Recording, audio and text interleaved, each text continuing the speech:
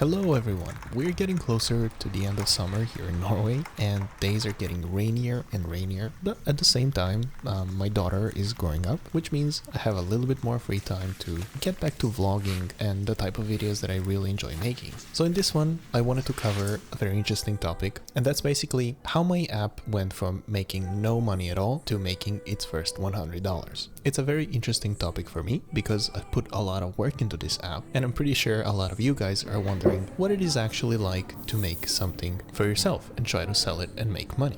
So as I'm working here in my local coffee shop, I'm gonna try to take a step back and look at my app with fresh eyes to try and analyze it and maybe extract some lessons learned that could be useful for pretty much anyone, not just for me. So as you can see here in my lemon squeezy dashboard, my app actually made over $100, but I thought 100 makes for a better video title. Anyhow, maybe you also noticed that my app made a lot less money than, for example, my Notion templates. And there is a reason for that. I've been thinking why, and in this video that's going to be the first lesson. But before I tell you why I believe this is the case, I want to share with you a few more confusing stats. First off, my app actually had over 50,000 active users in the last month alone. So that's already 5 times more than the total number of sales that I had for all of my Notion templates and the app together.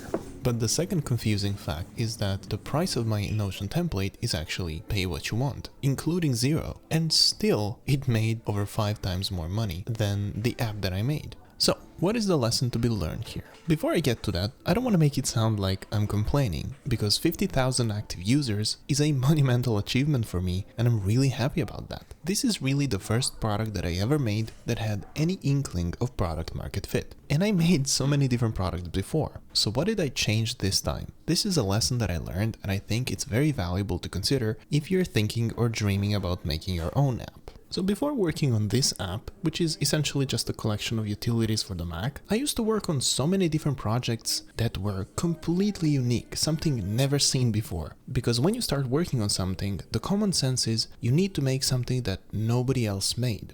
But you know, the truth is it's very hard to find product market fit doing something completely different from everyone else. And so I actually started this project with the idea to make something that I know for sure most people already want and most people already use in some form. And so I came up with the idea to make a window manager for the Mac, a clipboard history as well, and a collection of other small utilities. And you know, it doesn't really take a huge stretch of imagination to see why 50,000 people actually want a window manager. And why also they don't want any of my other 30 different weird ideas that I had before. And so really the first part of the lesson is, if you want to get product market fit early, it's much easier to take something you know people already want and like and just put your own twist on that. But as I already demonstrated in this video, having a lot of users and actually making money are two completely different things, because the category of product is very important when it comes to monetization. You know, because we live in an environment where most software companies are actually funded by investments rather than the profits.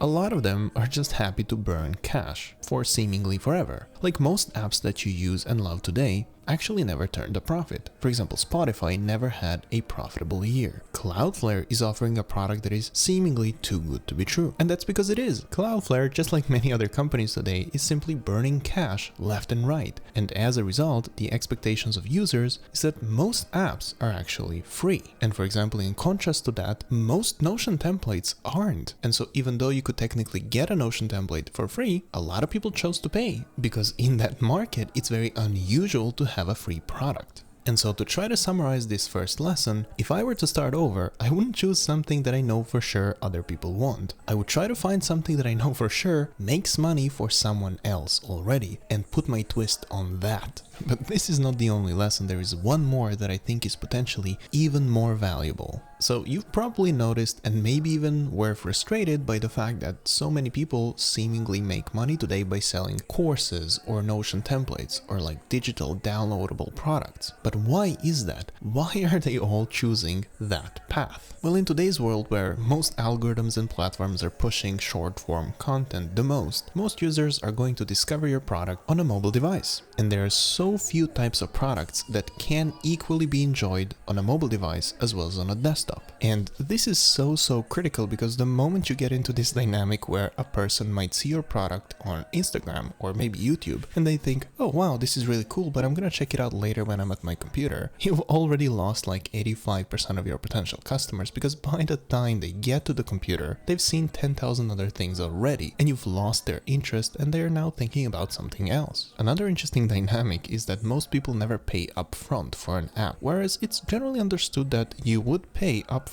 for a digital product. For example, people usually pay first before they download a wallpaper pack or a Notion template, but they may use an app for free for years before they even begin to evaluate whether or not they want to buy the pro version. And so if you add those two things together, it becomes very clear why the Notion template made 5 times more money, even though it actually had 5 times fewer users. And so yeah, when it comes to making money with your products, it all boils down to how quickly you can go from creating interest, capturing that payment, and delighting your user. Because the tighter you can make that loop, the better your financial outcome is going to be. And this is a very important lesson that I learned by comparing my simple digital products like the Notion templates with the app that I've been making for the last 2 years. And so these are the lessons that I wanted to share with you. And for me, even though I didn't make a lot of money so far with this app, it makes me really happy that so many people are enjoying it and they find it useful on a daily basis. So for the rest of the evening, I decided to finish up the coding at home. And if you enjoyed the video, make sure to like and subscribe. I really appreciate it, and I'll see you in the next one.